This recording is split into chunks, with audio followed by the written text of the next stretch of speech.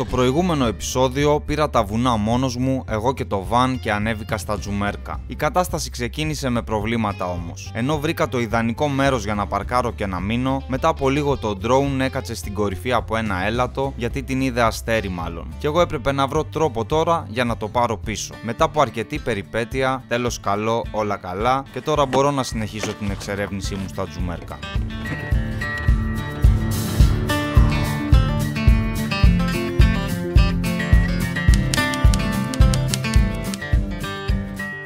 Έχει συννεφιάσει ο ουρανός, έχουν μαζευτεί μαύρα σύννεφα. Χθες λέγαν για βροχή, αλλά φαίνεται λες και θα ρίξει σήμερα. Και εγώ ήθελα τώρα να ξεκινήσω να πάω στο καταφύγιο για να πάω μετά στους καταράκτες. Και επειδή καθόμουν εδώ, έφτιαχνα το drone, έκανα κάποιες άλλες δουλειές, έχει περάσει η ώρα και δεν ξέρω αν πρέπει να πάω με αυτό τον καιρό στους καταράκτες. Νομίζω ότι δεν είναι καλή επιλογή. Έχει πολλά μαύρα σύννεφα μαζεμένα, αλλά μπορεί να είναι και περαστικά, δεν ξέρω. Το θέμα είναι ότι εδώ είναι βουνό, είμαι στα 1000 και μέτρα. 1016 για την ακρίβεια.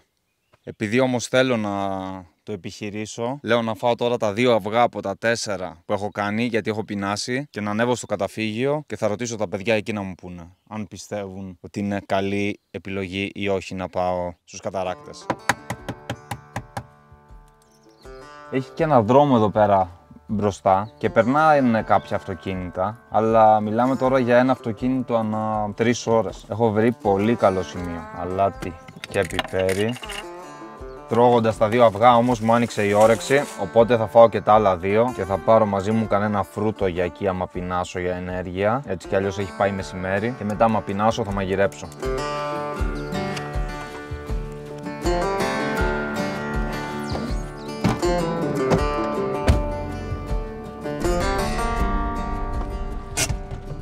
Εδώ έχει κάτι κλαδιά, χθες τα πήρα παραμάζωμα. Δεν ξέρω αν γρατσούνισαν το αυτοκίνητο. Αυτό που ξέρω είναι ότι έχουν αγκάθια και από εδώ δεν μπορώ να περάσω γιατί έχει μεγάλο χαντάκι, οπότε πρέπει να πάω πιο εκεί. Τώρα νομίζω περνάμε μια χαρά. Ώρα για χωματόδρομο. Πάω μέχρι το καταφύγιο και να δω αν θα πάω τελικά στους καταράκτες, που νομίζω ότι θα πάω. Είναι καλή ώρα, 4, θα με πάρει και λίγο απόγευμα, να μην είναι ο ήλιος τόσο καυτός όσο ήταν μέχρι τώρα. Έπρεπε να πάω ή νωρίς το πρωί ή τώρα απόγευμα. Αν πήγαινα πιο πριν δεν θα ήταν καλά.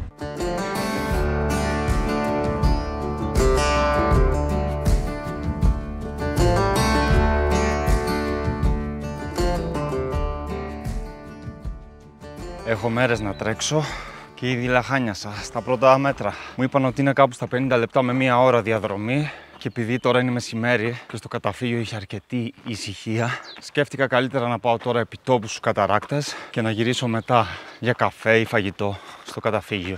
Ή να γυρίσω με το βαν στο μέρος που είχα βρει. Τρομερή διαδρομή πάντως, μέσα στα δέντρα, μέσα στα έλατα. Πολύ προσεγμένο. Μονοπάτι φαίνεται, αλλά κάτι μου λέει ότι θα υδροκοπήσω αρκετά μέχρι να φτάσω. Και τώρα είμαι στα 1063 μέτρα, να δούμε πόσο πιο πάνω είναι. Ακούγονται και τρυποκάριδοι. Από όποιο σημείο και να κοιτάξεις τα βουνά, η θέα είναι απίστευτη, θεαματική, αλλά και το δάσος εξίσου. Τα δέντρα είναι όλα τόσο ψηλά και όμως αισθάνομαι ότι στην κάμερα δεν μπορούν να αποτυπωθούν. Αυτό το σημείο είναι λίγο δύσκολο και έχουν προνοήσει και βάλανε σκηνή. Πολύ βοηθητικό. Τουλάχιστον αυτές τις μέρες που δεν τρέχω, κάνω πεζοπορία. Αλλά τώρα έχει 2 μονοπάτια. Δεν καταλαβαίνω τι λέει, αλλά οι ταμπέλες δείχνουν από εδώ. Από εκεί δεν ξέρω τι είναι. Από εδώ είναι τα ταμπελάκια, οπότε από εδώ θα πάω. Εδώ είναι γκρεμός. Ο καταράκτης φαίνεται ήδη. Είναι πανύψηλος, πραγματικά. Λένε ότι είναι από τους μεγαλύτερους καταράκτες στην Ελλάδα. Και εγώ προσωπικά νομίζω ότι είναι ο ψηλότερος που έχω δει. Ως τώρα έχω κάνει 25 λεπτά και φαίνεται σχετικά κοντά. Και συνεχίζω το δρόμο. Ο ήλιος κρύφτηκε κιόλας τώρα πίσω από τα σύννεφα. Δεν βλέπω μονοπάτι πλέον. Απλά ακολουθώ το νερό και κατά τη γνώμη μου τώρα η διαδρομή έχει γίνει πιο δύσκολη. Αλλιώς είναι το χώμα και αλλιώς η πέτρα στην ανηφόρα. Αλλά πλησιάζω. Λίγο έμεινε και από ό,τι βλέπω έχει κι άλλο κόσμο. 42 λεπτά και είμαι μπροστά στον καταράκτη. Ο καταράκτης είναι πανύψηλος και ξέρω ότι είναι κάπως τρελό, αλλά θέλω να πάω να μπω λίγο κάτω από το νερό μετά από τόσο υδρότα για να ανέβω εδώ. Το νερό ήταν από τα πιο παγωμένα που έχω συναντήσει. Ευθύνεται ότι έχει και σκιά τώρα εδώ, ο ήλιος έχει κρυφτεί. Πήγα λίγο από κάτω, μούδιασα και κατευθείαν άλλαξα. Πιστεύω μπορείτε να καταλάβετε τώρα πόσο ψηλός είναι ο καταράκτης. Μόνο το drone μπορούσε να δώσει την κανονική εικόνα. Έχει φύγει και ο ήλιος, θα μπω μέσα στο δάσος και είναι σχεδόν κατηφόρα όλη η διαδρομή. Ξεκίνησα από τα 1000 κάτι μέτρα και έφτασα στα 1400. Αυτό το μπανάκι ήταν ό,τι χρειαζόμουν μετά από αυτή την πεζοπορία, σχεδόν 40 λεπτά ανηφόρα. Καλή προπόνηση, ωραία. Εγώ και μια μπανάνα για το δρόμο και μετά πρέπει να βρω κάτι να φάω ή στο καταφύγιο ή να πάω να μαγειρέψω, και είναι από τις φορές που θα ήθελα να έχω μπατόν μαζί μου. Έχω στο αυτοκίνητο, αλλά δεν το σκέφτηκα γιατί στην κατηφόρα χρειάζεται περισσότερο από ό,τι στην ανηφόρα για να βάζεις κόντρα και δεν έχει και κανένα καλό ξύλο εδώ να πάρω. Εν τω μεταξύ, πρώτη φορά έκανα καταγραφή της διαδρομής στο ρολόι με την πηξίδα για να δω πώς το καταγράφει. Και είναι πολύ βοηθητικό. Ειδικά όταν είσαι μόνος σου και δεν έχεις μια δεύτερη γνώμη και φοβάσαι μην ξεχάσεις τη διαδρομή. Την καταγράφεις και κάνοντας χρήση της πηξίδας μπορείς να βρίσκεις από πού ήρθες. Εδώ για παράδειγμα θυμάμαι ότι κάπου πέρασα απέναντι, αλλά δεν θυμάμαι από πού. Το ρολόι λέει λίγο παρακάτω. Να, εκεί ότι έκανα μια παράκαμψη δεξιά. Δεν θυμάμαι από ποιο σημείο μπήκα στο δάσος. Εδώ μου φαίνεται ότι δεν είμαι καν σε μονοπάτι. Έχω βγει από το μονοπάτι. Μάλλον από εδώ. Και είμαι πάλι μέσα στο δάσος. Εγώ, τα δέντρα και τα πουλάκια.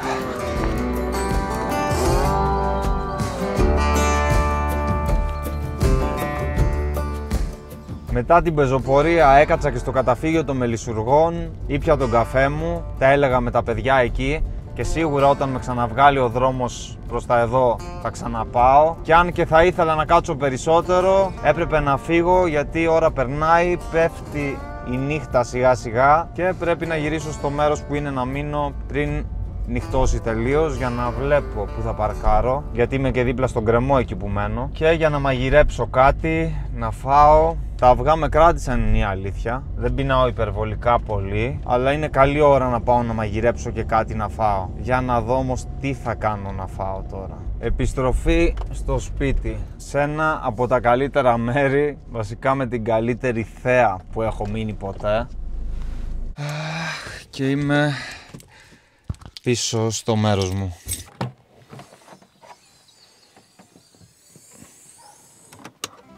Ώρα για μαγείρεμα. Τι άλλο. Δεν μπορώ να τη χωνέψω αυτή τη θέα όσο και να τη βλέπω. Ποιος άλλος θα μπορούσε να έχει τέτοιο μπαλκόνι και με ποιο άλλο τρόπο. Είναι πολύ δύσκολο να έχεις τέτοιο μπαλκόνι και να βλέπεις τέτοια θέα.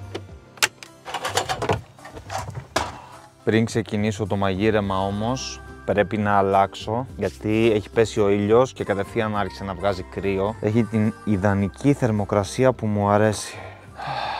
Τι ωραία. Πριν κάνω οτιδήποτε άλλο όμως, θα βάλω να φορτίσω κάποια πράγματα, μπαταρίες από το drone οπωσδήποτε. Και εδώ έχω επίσης μπαταρίες από την κάμερα, να δω αν χρειάζονται φόρτιση. Χρειάζονται αυτές. Γιατί ιδανικά δεν θέλω να τα αφήνω να φορτίζουν το βράδυ που κοιμάμαι, γιατί βγάζει ένα μπλε φωτάκι αυτό που με ενοχλεί. Θέλω απόλυτο σκοτάδι όταν κοιμάμαι. Ωραία, και νομίζω πως είμαι έτοιμο σιγά σιγά να ξεκινήσω το μαγείρεμα. Σήμερα λέω να μην φάω κονσέρβα, βασικά κονσέρβα θα φάω πάλι, αλλά διαφορετική κονσέρβα. Ή να κάνω τα τορτελίνια, να μην κουράζομαι, επειδή έχει πάει αργά. Για να μην φάω πάλι κονσέρβα και σήμερα, θα κάνω τα τορτελίνια που είχα ξεχάσει ότι τα έχω και θα αφήσω τον τόνο για αύριο λογικά ή για κάποια άλλη στιγμή. Ωραία. Εν τω μεταξύ αυτό το κατσαρολάκι φαίνεται έτσι, αλλά είναι αρκετά μεγάλο. Φτιάχνεις μακαρόνια για 3 άτομα, πιστεύω. Μπορεί και για 4. Τορτελίνια τώρα, η συσκευασία περιέχει περίπου 4 μερίδες, αλλά όλοι ξέρουμε ότι περιέχει 2 το πολύ, για μένα τουλάχιστον. 4 μερίδες. Δεν φάμε από 10 τορτελίνια ο καθένας. Και το καπάκι για να βράσει πιο γρήγορα και θα είμαι μια χαρά. Χθες αγόρασα και λάδι και αυτό θα το βάλω κάτω στο ντουλάπι για να υπάρχει. Έτοιμο το νερό, λίγο υπερβολικό θα με πείτε, αλλά θα τα ρίξω όλα γιατί μου φαίνονται λίγα. Όπως τα βλέπω είναι έτοιμα και θα τα βάλω επί τόπου στο πιάτο. Δεν ξέρω πώς τα βλέπετε εσείς, εγώ πάντως αυτά για 4 μερίδες δεν τα βλέπω. Τα βλέπω για 2 max. Λίγο αλάτι, λίγο πιπέρι που μου αρέσει και λίγο λάδι. Έτοιμα τα τορτελίνια, μια μερίδα τεράστια, νομίζω θα τα φάω όλα γιατί πεινάω αρκετά και μετά από τόσο περπάτημα νομίζω πως ταξίζω. Πολύ ωραίο να τρώω ζεστό φαγητό. Αυτό είναι ό,τι χρειάζομαι μετά από μια τέτοια πεζοπορία που έκανα για να κλείσει ωραία ημέρα.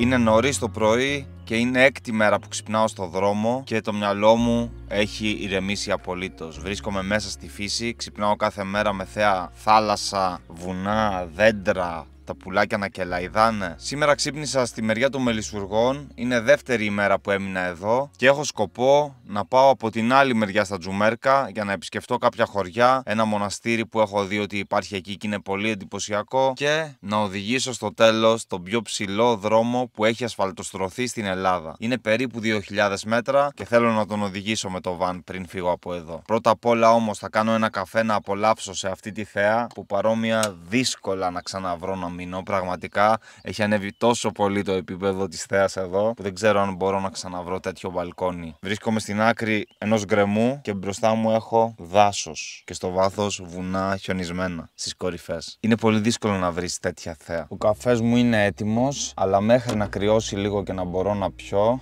θα φάω και κάτι και έχω εδώ φρυγανιές, ταχίνι με κακάο και μέλι. Πόσο μου αρέσει το μέλι. Ζάχαρη γενικά δεν βάζω ούτε στον καφέ μου, ούτε τα γλυκά μου αρέσουν ιδιαίτερα, όμως το μέλι είναι κάτι φοβερό. Είναι ένα δώρο από τις μέλισσες για μας. Το μέλι εκτός από υγιεινό δεν χαλάει κιόλας και είναι ένα πράγμα που πάντα κοιτάω να έχω μαζί μου. Τελευταίες στιγμές στο μπαλκόνι μου, αυτό θα το ονομάσω το καλύτερο μπαλκόνι που έχω βρει. Και μακάρι να μπορούσατε να δείτε τη θέα που βλέπω και να την αντιληφθείτε πώς είναι. Γιατί πάντα από την κάμερα δεν μπορείς να το αντιληφθείς 100% αυτό που βλέπει το μάτι.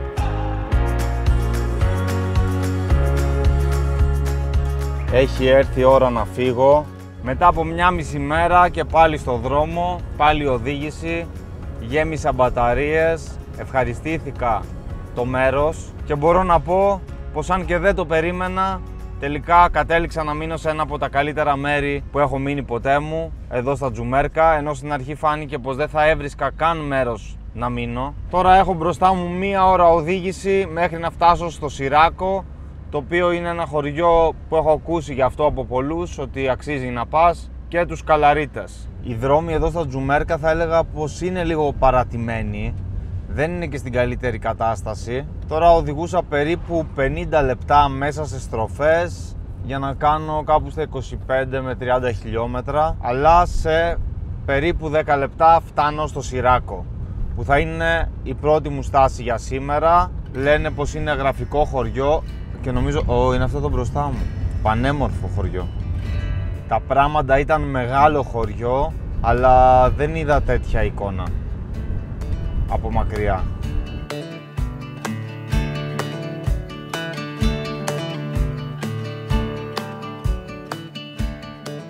Από εδώ ξεκινάει κάποια πεζοπορία, αλλά είναι μεσημέρι και δεν έχω όρεξη να πάω για πεζοπορία. Αλλά εγώ θα πάω να δω λίγο το χωριό και θα συνεχίσω μετά. Μου αρέσει πάρα πολύ που εδώ τα σπίτια αντί για κεραμίδια έχουν πέτρες.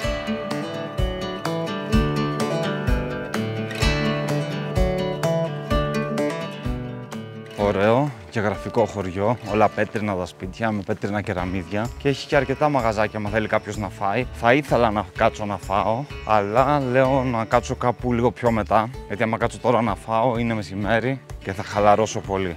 Οπότε θα τα αφήσω για λίγο πιο μετά. Από τα καλύτερα σημεία της διαδρομής νομίζω αυτό εδώ. Τώρα κατευθύνομαι προς Καλαρίτες, αλλά πρώτα θα κάνω μια στάση στη Μονίκη Πίνας και μετά ανυπομονώ να οδηγήσω στον πιο ψηλό δρόμο που έχει ασφαλτοστρωθεί στην Ελλάδα, το πέρασμα Μπάρος.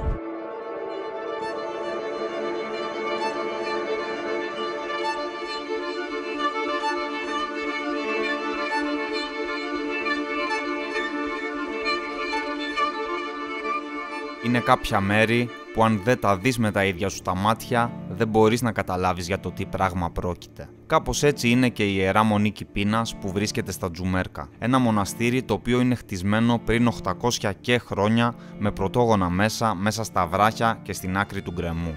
Μοιάζει σαν να είναι ένα κομμάτι του βράχου και η πρόσβαση είναι εφικτή μόνο από μια ξύλινη γέφυρα η οποία αν σηκωθεί σφραγίζει και απομονώνει το μοναστήρι. Κάτι το οποίο ήταν απαραίτητο σε πιο παλιές εποχές, καθώς στην εποχή της τουρκοκρατίας η μονή έπεσε θύμα επιδρομών και έπρεπε να δημιουργηθεί έτσι κάποια ασφάλεια από τους μοναχούς.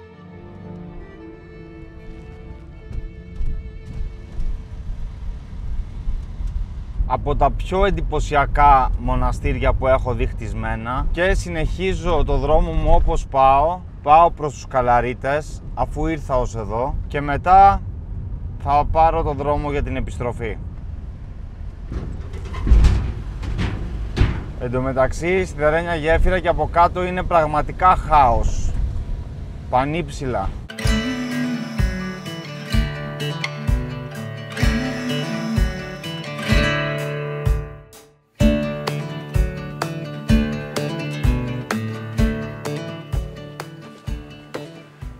Ωραίο και γραφικό χωριό και οι Καλαρίτες.